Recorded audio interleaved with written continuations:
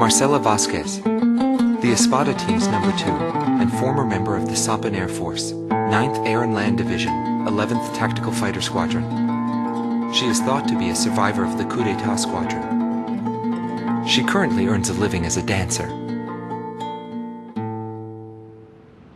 If the Demon Lord hadn't appeared, our lives might have been different. For me, it wasn't about flying or ideals. Most of all, it was about him, my flight lead. Our mission was to escort the heavy command cruiser that was to act as transportation for the organization. And the Demon Lord appeared, as if to block our path. I will never forget his overwhelming power. One by one, my comrades were shot down, and then the mother bird we were supposed to protect. We survived after the fight. We left our organization and returned to the ground together. But those whose hearts are in the sky will always return to the sky. He was one of them, and so he left, even though his wounds had yet to heal, and he died there, never to return to me. But I don't blame anyone. The regret and suffering that remained after that battle were also what he had given me. They're among the precious few things he left behind.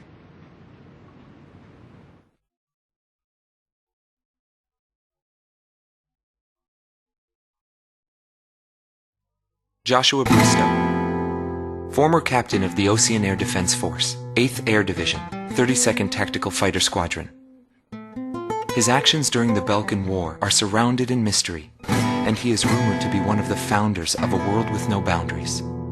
His whereabouts were unknown after the decisive Battle of Valdrijk, but several years later he resurfaced as a leader of a terrorist organization.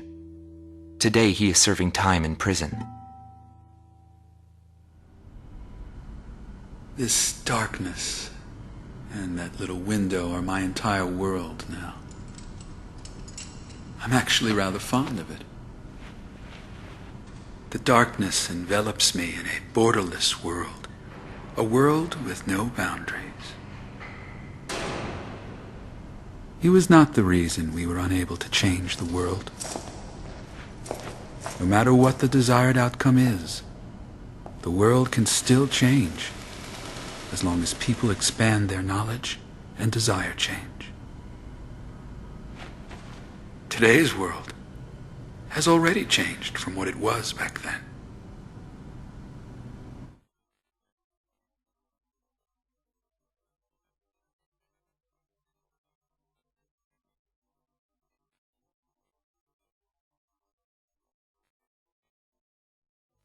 Larry Foulke, also known as Solo Wing PIXY, GALM Team's number 2, and member of the Usea Air Force, 6th Air Division, 66th Air Force Unit. That's right. This man was his buddy, and his enemy. I should have died that day, but I didn't. I dragged my wounded body and reached ground zero of the nuclear detonations. A barren, empty land. I felt an unbearable sadness when I witnessed that landscape. There were still people living there. They were the ones that saved me. It may be true that the world has no need of borders, but would getting rid of them really change anything? The world won't change for the better unless we trust people. Trust is vital in a peaceful world. But that will never happen. I'm still on the battlefield. Right now I'm near a border. I want to see for myself what borders really mean, and what their volition really is. I may not find what I'm looking for, but I still want to try.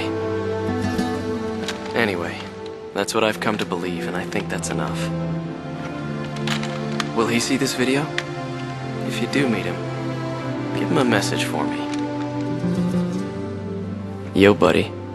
Still alive? And thanks, friend.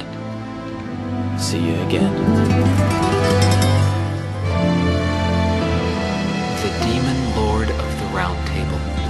A warrior who soared through the Balkan War, inspiring both fear and admiration. His presence filled the skies for but a few short months before he disappeared.